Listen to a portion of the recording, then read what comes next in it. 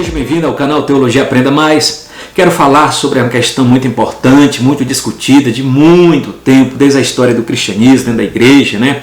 Será que Lucas cometeu um erro quando mencionou um recenseamento mundial, né?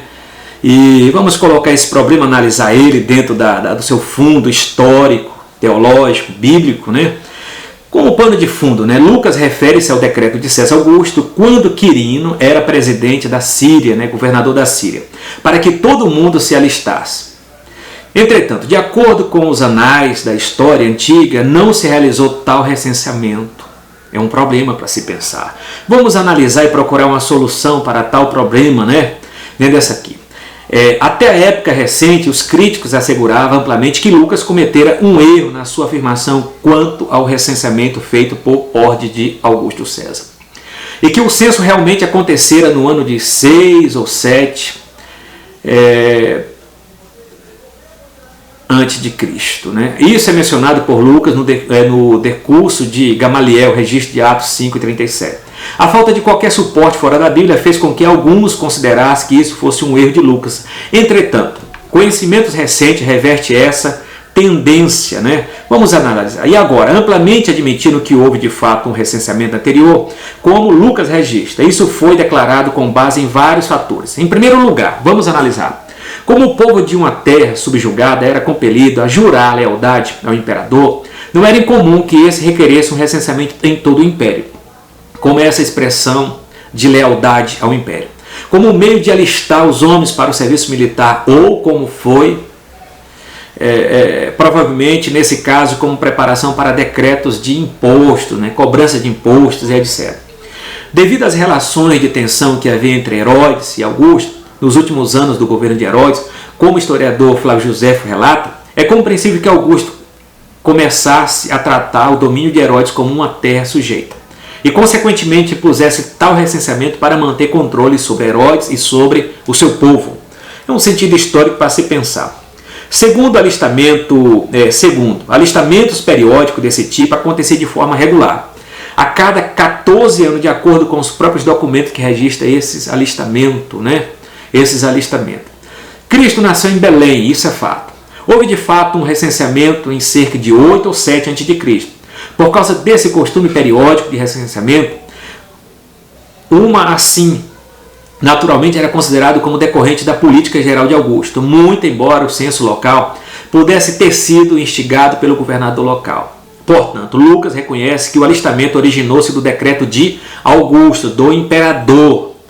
É a questão. Em terceiro também lugar, para a gente pensar, um recenseamento era um projeto de grande amplitude, que levava provavelmente vários anos para completar. Tal alistamento, com o propósito de estabelecer imposto, tinha como começar na Gália entre os anos 10 e 9, levou cerca de 40 anos para terminar. É bem provável que o decreto que deu início ao recenseamento entre 8 ou 7 a.C. não tenha de fato começado na Palestina, senão alguns anos depois. Problemas de organização e preparo podem ter retardado a sua realização até o ano 5 a.C., ou até mesmo para mais tarde, analisando. Em quarto lugar, para se pensar também, não era também um requisito fora do normal, exigido que as pessoas fossem até o lugar de seu nascimento, ou ao lugar onde estivesse alguma propriedade. Um decreto de Virbius, né, Maximus, em 104, né, requereu que todos que estavam fora de sua cidade natal retomassem para lá com propósito de alistamento. Vamos também ver a questão dos judeus, né? A questão dos judeus. Para os judeus viajar assim não era estranho, já que eles estavam acostumados a ir a todo ano a Jerusalém. Simplesmente não há que suspeitar da afirmação de Lucas a respeito do recenseamento no tempo do nascimento de Jesus. Outra questão. Seu relato enquadra-se no padrão dos alistamentos da época, e a data da sua realização não é descabida. Além disso, vamos pensar também outra questão. Isso pode ter sido apenas um alistamento local, feito em decorrência da política geral de Augusto, para se pensar também dessa maneira. Lucas simplesmente nos fornece um registro histórico confiável de um acontecimento que de outra forma não teria sido registrado. Outra questão. Já que o Dr. Lucas, historiador, teólogo, médico, provou por si mesmo ser um historiador de confiança em outras questões, né?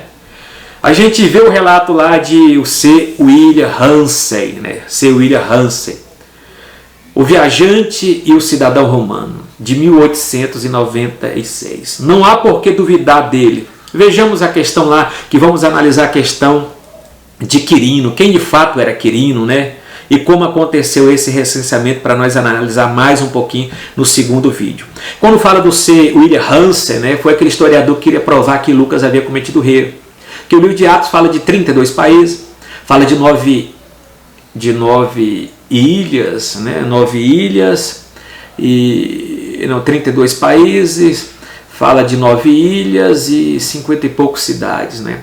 Mas no livro de Atos, Lucas comenta a questão das moedas, das indumentárias. Lucas registra tudo, né? Lucas registra tudo, todo o acontecimento perfeito. Só para analisarmos a questão aqui, para pegar aqui uma questão de uma Bíblia, rápido para analisar, onde que Lucas não cometeu erro, né?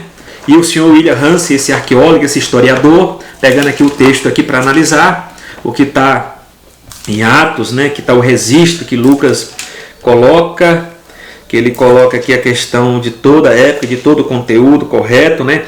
Tá. Então, Lucas aqui, ele menciona 32 países no livro de Atos, 54 cidades, realmente está certo, e 9 ilhas do Mediterrâneo. 9 ilhas do Mediterrâneo. Então, pessoas aqui, ele coloca a questão de indumentária, língua, moeda, tudo, ele coloca tudo num ato histórico no seu livro. Lucas não cometeu erro. Lucas não cometeu erro. Mas reflita, analisa. Depois a gente vai falar do capítulo 2, versículo 2, né? Porque Lucas disse que o recenseamento ocorreu durante o governo de Quirino, né? Que se ele não foi governador até o ano 6. O próximo vídeo. Shalom.